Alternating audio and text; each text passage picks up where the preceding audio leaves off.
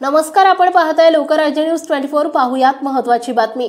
अंबरचंदजी मुणोत शिक्षण संस्था संचलित मुणोत प्राथमिक विद्यालय आणि स्वर्गवासी सौ झुंबरबाई मुणोत माध्यमिक विद्यालय कात्रज पुणे 46 या विद्यालयातील शिक्षक आणि शिक्षकेतर कर्मचाऱ्यांचे शिक्षण संचालक प्राथमिक माध्यमिक महाराष्ट्र राज्य पुणे कार्यालयासमोर बेमुदत प्राणांकित अमरण उपोषण सुरू आहे। आज या उपोषणाचा तिसरा दिवस असून उपोषण करणाऱ्या शिक्षकांची तब्येत ढासळली असून शिक्षकांना प्रचंड त्रास होतोय। यावेळी बोलताना उपोषणकर्त्या शिक्षकांनी सांगितले की गेल्या 12-13 वर्षांपासून मुणोत विद्यालयातील संस्थापक अशोक मुणोत, निखिल मुणोत, मुख्याध्यापिका यांनी अनेक वेळा आम्हाला शारीरिक, मानसिक, आर्थिक त्रास दिला। केवळ नोकरी टिकवण्याच्या उद्देशाने आणि आपण नोकरीला आहोत म्हणून आजवर सर्व त्रास डोळे झाकून सहन केला। आता संस्थापकांची अरेरावी एवढी वाढली की आमच्यावर खोटे गुन्हे दाखल करणे, आम्हाला जीवे मारण्याच्या धमक्या देणे अशा पद्धतीचं गैरवर्तन संस्थापकांकडून होत आहे। या सर्व त्रासाला कंटाळून आम्ही उपोषणाचा मार्ग स्वीकारलाय। यामध्ये कितपत यश मिळेल हे माहित नाही, परंतु शांततेच्या मार्गाने आम्ही आमच्या न्यायासाठी लढणार असल्याचं मत उपोषणकर्त्या शिक्षकांनी यावेळी बोलताना सांगितलंय।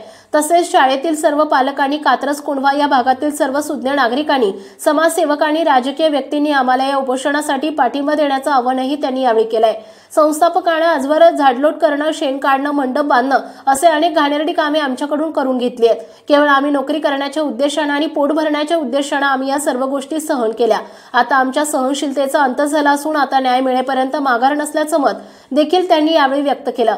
बेमुदत प्राणांकित अमरण उपोषणस्थळी माजी शिक्षक आमदार श्रीकांत देशपांडे आणि माननीय श्री दत्तात्रय सावंत साहेब यांनी भेट देऊन लवकरात लवकर प्रश्न मार्गी लावण्याचं आश्वासन दिलं। यावेळी उपोषणकर्ते आणि महाराष्ट्र राज्य शिक्षक सेना पश्चिम विभाग पुणेचे अध्यक्ष सुनील भाऊ जगताप, पुणे शिक्षक आणि शिक्षकेतर संघटना पुणेचे अध्यक्ष चव्हाण सर उपस्थित होते। उपोषणस्थळी महाराष्ट्र राज्य खासगी शिक्षक आणि शिक्षकेतर महासंघ पुणे पदाधिकारी अध्यक्ष नारायण शिंदे, सचिव जितेंद्र पायगुडे यांनी भेट दिली।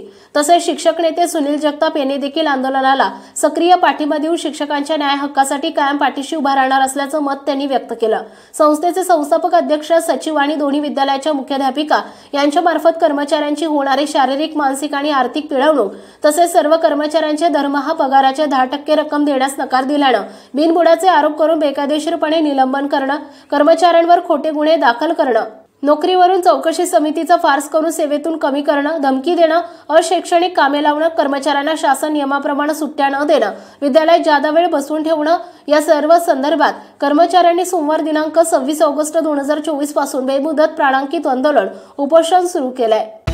महाराष्ट्रातील महत्त्वाच्या आणि ताज्या बातम्या पाहण्यासाठी आजच आमच्या लोकराज्य न्यूज 24 न्यूज चॅनलला YouTube वर सबस्क्राइब करा आणि बेल आयकॉन प्रेस करा।